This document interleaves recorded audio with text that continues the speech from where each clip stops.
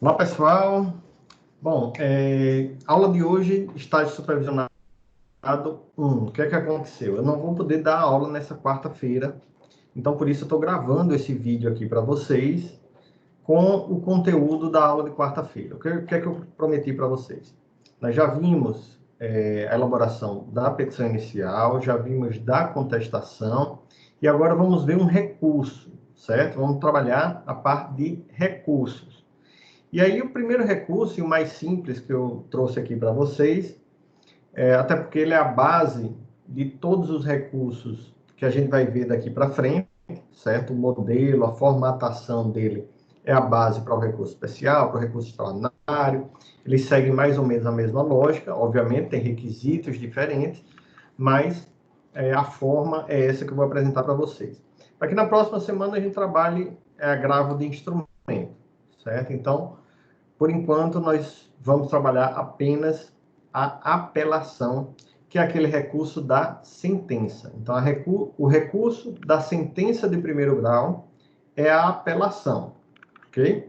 Esse vídeo vai ficar gravado, eu vou disponibilizar para vocês na plataforma do Teams, aqui mesmo. Vocês vão procurar o aplicativo Stream, certo? E vou colocar também no YouTube, para que eu vou compartilhar o link no grupo do WhatsApp, né? Então, vocês vão poder, através desse grupo, acessar também pelo YouTube, que é uma plataforma mais simples até de acesso, tá bom? Então, o vídeo de hoje é para a gente tratar da apelação. Eu trouxe, obviamente, um caso proposto aqui pela OAB, certo? Um caso da OAB, para que a gente possa analisar. É esse caso aqui, certo? A gente vai ler o caso, vai destacar no caso o que é relevante, o que é importante para a gente, e já vou fazer a petição de recurso de apelação com base nesse caso, certo? O caso também eu vou disponibilizar para vocês através do grupo, certo? Para que vocês possam também, se quiserem, sem ver a peça, elaborarem a peça de vocês, tá bom? Vamos lá. Primeiro, caso proposto, desculpe, apelação. Ricardo, cantor amador, contrata Luiz, motorista de uma grande empresa, para transportá-lo no dia 2 de março de 2017, do município de Canto Distante, pequena cidade do interior do estado do Rio de Janeiro, onde ambos são domiciliados, até a capital do estado, ou seja, até Rio de Janeiro. No referido dia será realizada na cidade do Rio de Janeiro a primeira pré-seleção de candidatos para participação de um concurso televisivo de talentos musicais, com cerca de 20 mil inscritos. Os 1.000 melhores candidatos pré-selecionados na primeira fase ainda passarão por 2 outras etapas eliminatórias, até que 20 sejam escolhidos para participar do programa de televisão. Luiz costuma fazer o transporte de amigos nas horas vagas, em seu veículo particular, para complementar sua renda. Assim, prontamente aceita o pagamento antecipado feito por Ricardo. No dia 2 de março, Luiz se recorda de que se esquecera de fazer a manutenção periódica de seu veículo, motivo pelo qual não considera seguro pegar a estrada. Assim, comunica a Ricardo que não poderá transportá-lo naquele dia, devolvendo-lhe o valor que lhe fora pago. Ricardo, isso é importante, né? Ele devolveu aqui o valor, sabendo no dia que não teria condições de levar Ricardo. Ricardo acaba não realizando a viagem até o Rio de Janeiro e assim não participa da pré-seleção do concurso. Perceba, é uma seleção prévia aí do concurso. Ele está distante de participar do concurso em si. Essa informação é relevante para o nosso caso. Inconformado, Ricardo ingressa com ação indenizatória em face de Luiz, menos de um mês após o ocorrido, pretendendo perdas e danos pelo inadimplemento do contrato de transporte e indenização pela perda de uma chance de participar do concurso.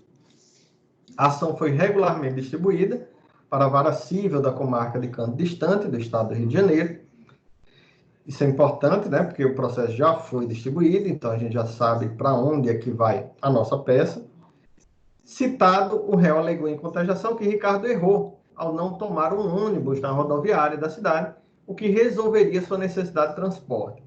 Ao final da instrução processual, é proferida sentença de total procedência do pleito autoral, tendo o juízo fundamentado sua decisão nos seguintes argumentos. Bom, importante é o seguinte, todo argumento que o juiz utilizou na sua decisão vai ser um argumento seu do recurso. Então, se você quer atacar a sentença, você tem que observar se na sua peça recursal você atacou todos os argumentos apresentados pelo juiz, que é o que é mais relevante nesse momento. A gente quer reformar a decisão judicial, então a gente tem que olhar exatamente quais são os argumentos utilizados pelo juiz na sua decisão, certo? Então, primeiro, o inadimplemento contratual culposo foi confessado por Luiz, devendo ele arcar com perdas e danos nos termos do artigo 475 do Código Civil, arbitrados no montante de 5 vezes o valor da contraprestação originalmente acordada pelas partes. 2.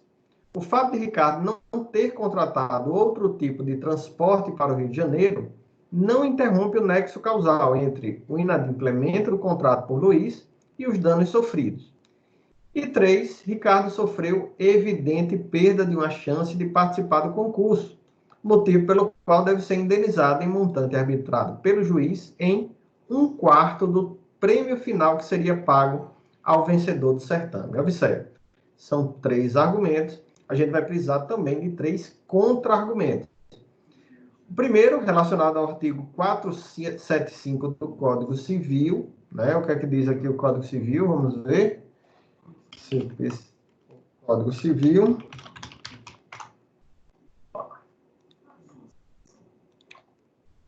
Artigo. Diz o seguinte, ó, a parte lesada pelo inadimplemento pode pedir a resolução do contrato se não preferir exigir-lhe o cumprimento, cabendo, em qualquer dos casos, indenização por perdas e danos. Evidentemente, essas perdas e danos têm que ser comprovadas, né? Você tem que dizer que não houve aí apenas um inadimplemento contratual, porque um inadimplemento contratual pode se resolver simplesmente se devolvendo o valor que foi antecipado, como fez o Ricardo, né? Então, o artigo 475 exigiria, por parte do autor da demanda, que ele trouxesse elementos de comprovação de que ele teve um dano, certo? Que ele teve um prejuízo. E, de fato, não teve, na descrição da OAB, nenhum relato de prejuízo que não fosse relacionado à perda de uma chance. Então, uma coisa é o prejuízo causado pelo inadimplemento contratual, outra totalmente diferente é o pedido de indenização pela perda de uma chance. A gente vai falar já dessa questão da perda de uma chance. Então, em relação ao primeiro argumento apresentado pelo juiz, você vai afirmar o quê? Vai afirmar que Ricardo devolveu a quantia, o valor que foi antecipado por Luiz, né? E que Luiz não trouxe nenhum elemento de prova que demonstrasse que ele teve algum prejuízo, né, em decorrência do inadimplemento contratual. Segundo argumento do juiz, o fato de Ricardo não ter contratado outro tipo de transporte para o Rio de Janeiro não interrompe o nexo causal entre o inadimplemento do contrato e os danos sofridos. Bom, essa questão do nexo causal, até pode existir o nexo causal, mas a gente não pode ignorar o fato de que Luiz também poderia tomar medidas para evitar o prejuízo. E dentre essas medidas, procurar outra forma de transporte para o Rio de Janeiro. Quando ocorre que o comportamento da vítima foi determinante para a ocorrência do resultado, a gente fala de culpa concorrente.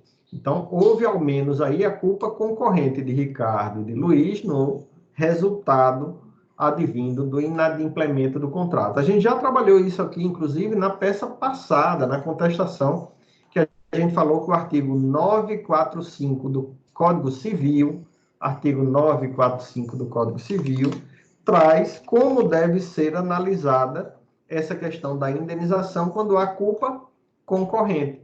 O artigo 945 do Código Civil diz o seguinte: se a vítima tiver concorrido culposamente para o evento danoso, ele foi negligente, né? Ele deixou passar aí o prazo para poder procurar a rodoviária. Então, se a vítima tiver concorrido culposamente para o evento danoso, a sua indenização será fixada, tendo-se em conta a gravidade de sua culpa em confronto com a do autor do dano.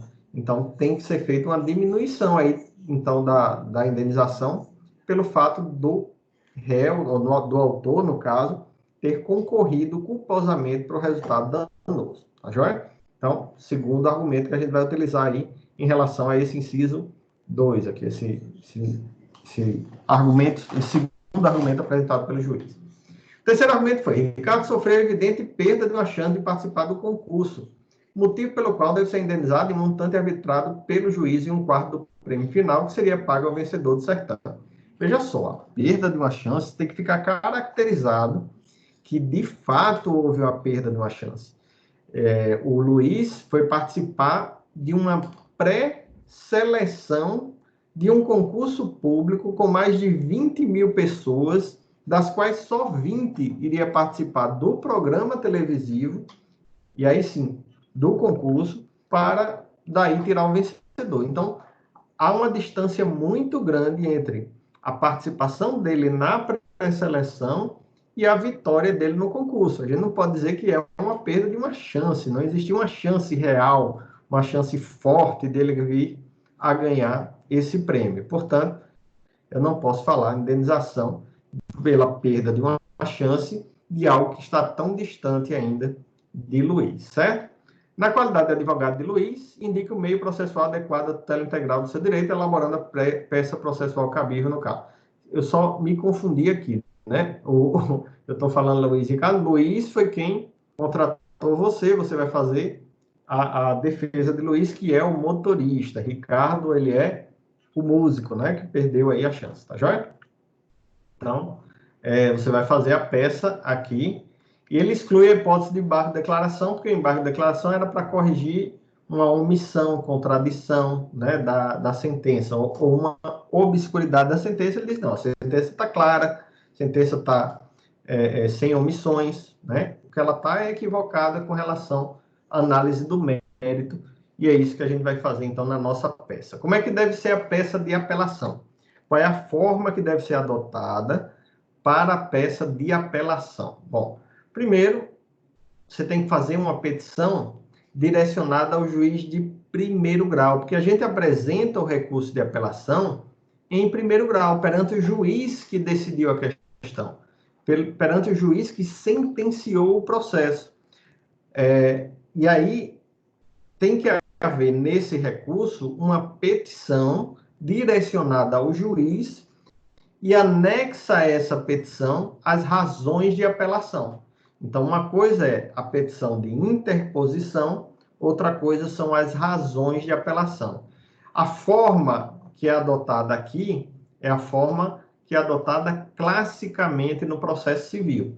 Então, isso que eu vou apresentar aqui para vocês é o recurso de apelação clássico, que a OAB atende e determina que seja dessa forma, para que a gente não corra risco aí de errar quanto à formatação da peça. Então, olha lá, nós temos aqui um direcionamento, aqui, um endereçamento da petição para o excelentíssimo senhor doutor juiz de direito da Vara Civil da Comarca de Canto Distante. Né? Processo número, porque já tem processo, Luiz Alhures qualificado. Eu não preciso qualificar Luiz nesse momento. Por que eu não preciso qualificar Luiz? Porque eu já qualifiquei ele na inicial, ou na contestação, no caso. Né? Então, não há necessidade de eu fazer novamente a qualificação de Luiz na apelação. Quando é que eu vou necessitar fazer novamente essa qualificação? Quando o recurso for um recurso de agravo de instrumento, quando for um recurso fora dos autos principais. No agravo de instrumento, eu dou entrada no agravo de instrumento no tribunal.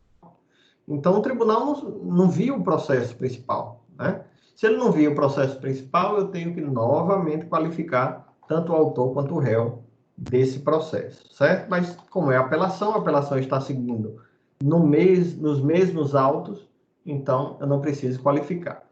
A ação indenizatória vem respeitosamente perante Vossa Excelência, inconformado com o resultado da sentença de folhas, não tem como a gente ver, né, as folhas, interpor o presente recurso de apelação em face de Ricardo, também qualificado, tendo por base o artigo 1009 do CPC e as razões trazidas em anexo, requerendo, neste momento, sejam as mesmas recebidas e processadas ao egrégio Tribunal de Justiça do Rio de Janeiro. Você tem que dizer para onde você quer que seja remetido o seu recurso.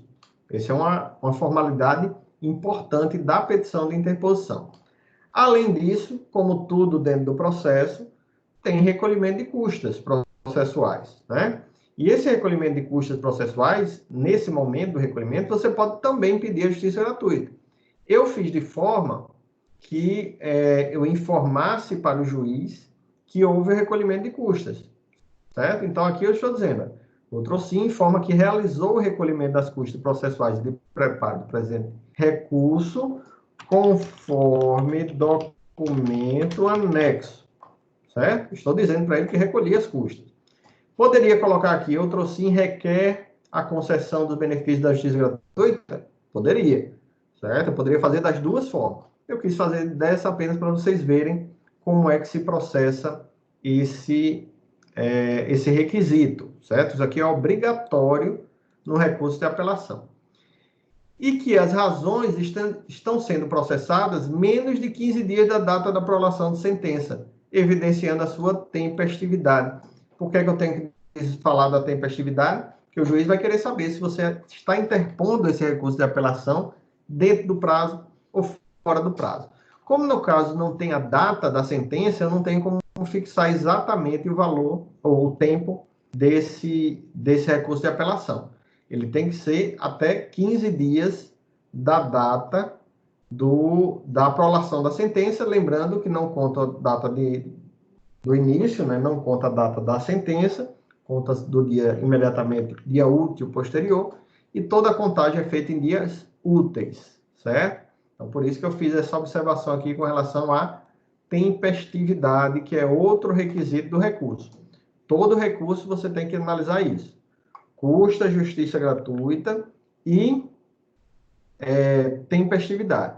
Além desses dois, nas razões, você vai falar do cabimento, certo? Cabimento do presente recurso. São os requisitos formais de todo recurso.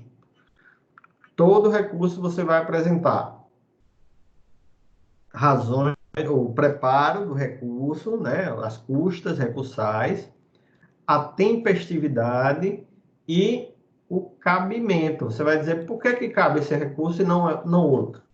Por que eu estou entrando com esse recurso e não outro, certo?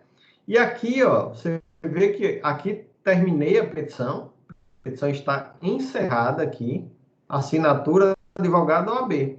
O que está em anexo da petição, e isso vocês devem fazer na OAB? São as razões de apelação. Razões de apelação, o endereçamento é bem mais simples, ó. Apelante Luiz, apelado Ricardo. O juízo de origem, você vai informar, porque quem vai ler isso daqui é o relator do processo lá no tribunal, não é o juiz, né? Quem vai ler é o relator. O juiz vai ler até aqui. É o que ele precisa analisar no caso. Aqui, quem vai ler é o tribunal, certo? O relator do recurso. Colhendo da corte, emérito dos julgadores, aí tem do cabimento do presente recurso. Bom, eu vou ter que dizer aqui por que eu entrei com a apelação e não entrei com recurso especial, não entrei com um agravo de instrumento, né? Então, como é que eu justifico isso? Aqui é básico. Toda apelação você pode colocar isso. Eu não vou colocar nada relativo ao caso. Eu estou dizendo simplesmente que trata-se de recurso de decisão de juízo de primeiro grau, que tem natureza de sentença. Como é que eu sei que tem natureza de sentença? Porque ele extinguiu o processo com julgamento do mérito nos termos do artigo 487, inciso 1 e 490 do CPC, certo? Então, eu fundamentei no artigo 487 do CPC, inciso 1 e 490, porque vocês vão ver lá no artigo 487, 1 e 490, que vem tratando da natureza da decisão de sentença, né? A natureza de sentença da decisão de primeiro grau que julga com resolução do mérito, certo? Então, terminei aqui, isso aqui, formalidade, tem que ter. Vou para o mérito. No mérito, o que é que eu fiz? Eu vou falar aqui sobre a responsabilidade contratual e coloquei aqui a perda de uma chance, certo? Eu dividi em dois, tá vendo aqui o mérito dividido em dois?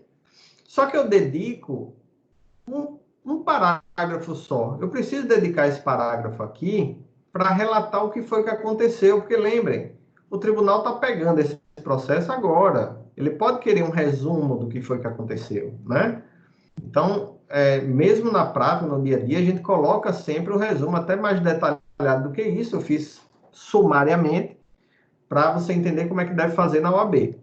E aí, esse relato sumário, eu vou retirar de onde? Dos fatos do caso lá. O caso vai me dar e eu vou retirar esses fatos. Eu vou copiar e colar? Não. Eu vou simplesmente contar com minhas palavras o que foi que aconteceu. Então, eu coloquei aqui, ó. A decisão de primeiro grau condenou o réu, com base no artigo 475 do Código Civil, ao pagamento de indenização ao autor por ter descumprido o contrato de transporte no valor de 5 vezes o valor contratualmente estabelecido, por entender ter o réu agido culposamente. Ainda afirmou que o réu deve indenizar o autor pela perda de uma chance de vencer o concurso de talentos promovido na cidade do Rio de Janeiro, do qual não participou por não ter o réu transportado para o local do evento. Isso é um relato de caso, é um fato, certo?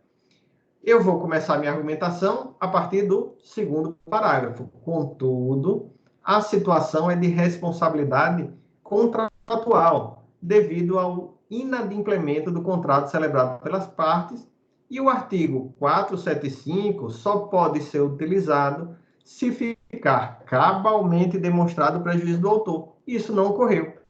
Ao contrário, resta provado nos autos que, na data da realização do objeto contratual, o réu devolveu a quantia ajustada, sendo o autor comunicado em tempo para procurar outra forma de transporte. Então, eu estou demonstrando que os documentos, que as informações do processo demonstram que o dinheiro foi devolvido e que não ficou demonstrado nenhum prejuízo ao autor, certo? Ao contrário, resta provado nos autos que, na data da realização do objeto, o réu devolveu a quantia ajustada, sendo o autor comunicado em tempo para procurar outra forma de transporte. Por que é que eu coloquei isso aqui? Porque eu já vou emendar meu segundo argumento. Por outro lado, tendo o autor tempo hábil para buscar outra forma de transporte, concorreu mesmo para o resultado eventualmente danoso. Ele também teve participação no evento danoso, razão pela qual deve incidir na hipótese o disposto no artigo 945 do Código de Processo Civil, que fala da culpa concorrente, ao menos reduzindo proporcionalmente a indenização eventualmente devida. Observou que eu coloquei os dois, por quê? Eu coloquei os dois em responsabilidade contratual? Porque os dois se referem à responsabilidade pelo inadimplemento do contrato. Outra situação diferente é a da perda de uma chance. Evidentemente, isso daqui é uma construção doutrinária, né? A doutrina construiu a ideia da perda de uma chance, a jurisprudência vem abraçando, mas existem limites para essa perda de uma chance. Não é qualquer situação que evidencia a perda de uma chance. Ah, eu pedi para alguém fazer um jogo para mim na caixa econômica, na lotérica, e não dei os números para ele. Ele disse, vai lá, escolha os seus números e faça aí o jogo. O cara esquece de fazer o jogo, eu vou entrar com a ação de perda de uma chance quando eu não tenho nem como provar quais eram os números que eu escolhi. Obviamente que isso não é uma perda de uma chance, né? Quanto à condenação pela perda de uma chance, as provas dos autos demonstram que se tratava tão somente de uma seleção, não é nem uma seleção, é uma pré-seleção. Não existindo forte probabilidade, que é o que exige a perda de uma chance, de obtenção de vitória, pois não havia certeza nem mesmo da participação do autor no concurso televisivo. Ele ia passar por uma pré-seleção com 20 mil pessoas ainda. Podia até colocar aqui, né? Tão somente uma pré-seleção e com a concorrência de 20 mil candidatos. Olha, concorrência de 20 mil candidatos. Vai ficar mais claro ainda. Não existindo por isso, tá aqui, por isso, forte probabilidade